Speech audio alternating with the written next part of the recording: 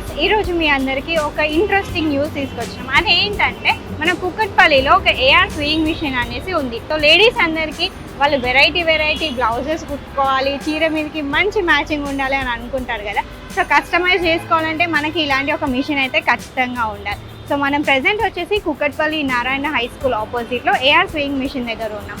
So వీళ్ళ దగ్గర ఎలాంటి వెరైటీ ఆఫ్ మిషన్స్ ఉన్నాయి, అవి ఎలా ఇస్తున్నారు, వాటి ప్రైజెస్ ఏంటి, ఎన్ని మోడల్స్ ఉన్నాయి ఏంటి అనేది మనం వాళ్ళని అడిగి తెలుసుకుందాం. రండి.